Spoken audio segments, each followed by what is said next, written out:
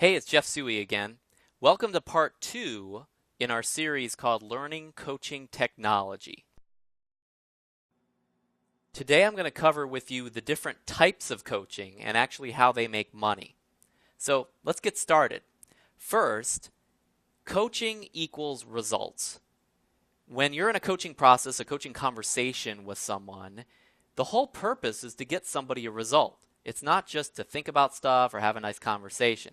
They're really not paying you just to talk to you. They're paying you to produce specific, measurable results for them. So the real question is, how? How do you produce those results? What's the process? What are you going to talk about? What kind of conversations are you going to have? One type of coach is the consultant, and the consultant provides advice and information. Not just data, not just basic information, but usable information. That's why I would also say advice, because a consultant's purpose is to give information to your client that they don't already know in a way that they can then put it into use. Give them advice. We give them information that they just didn't have. It's pretty valuable stuff, especially if their ignorance is going to cost them money, or it's going to cost them their relationship, or it's going to gain them more money, or gain them the relationship that they want, or gain them the quality of life that they're looking for, the time that they're looking for.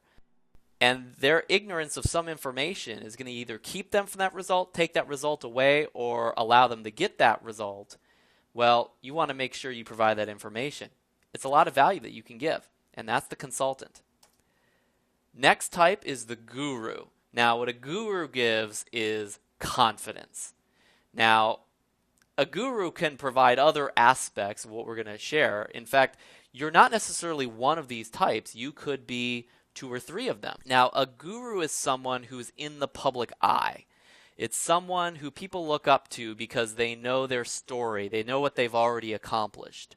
And they've become a leader in an industry or a guru in some way because a mass amount of people have decided that they know what they're talking about, or that they are very successful in an area. And so part of what makes a guru is their public image, their branding, the way they operate, the way they act. But a much larger part of it is the way other people look at them. We're really talking about social proof here. It's that other people will decide something just because everybody else is doing it. That's social proof. So a guru has a tremendous amount of social proof behind them, even if maybe they don't have the best answers as well. So what a guru provides is what we call confidence. So when a guru says, you need to do this, you need to go ahead and make 5 calls today, you need to write this down in your notes, and you need to send out this marketing piece, his followers or her followers are going to say, okay, that's what we're going to do. Why? Not because it's necessarily the right thing to do, but just because the guru said. And that provides confidence for someone when they're following that particular guru. Next type is the friend. Friend listens.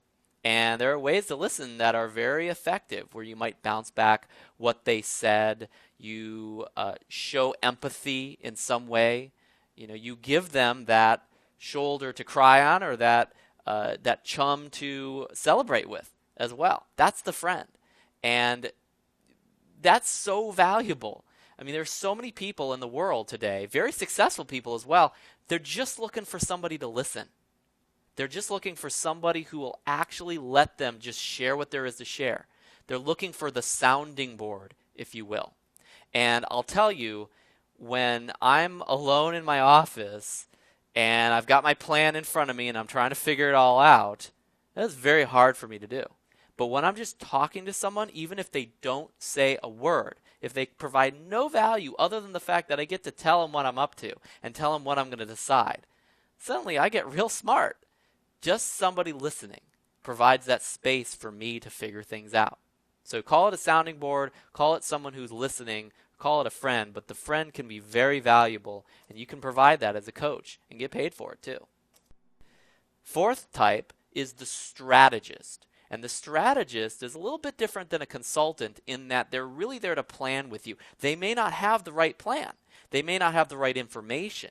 But if you bring the information to them, They will help you plan it all out and strategize. So they'll take whatever information you've got and process it into a strategic plan, into the best way of using those resources. Sometimes a strategist is a jack of all trades. They may not have a particular area of expertise, but their area of expertise is that they can help with the plan. They can help with the strategy from the perspective of taking all the best information and then getting the best recipe, getting the best mix of that information as well.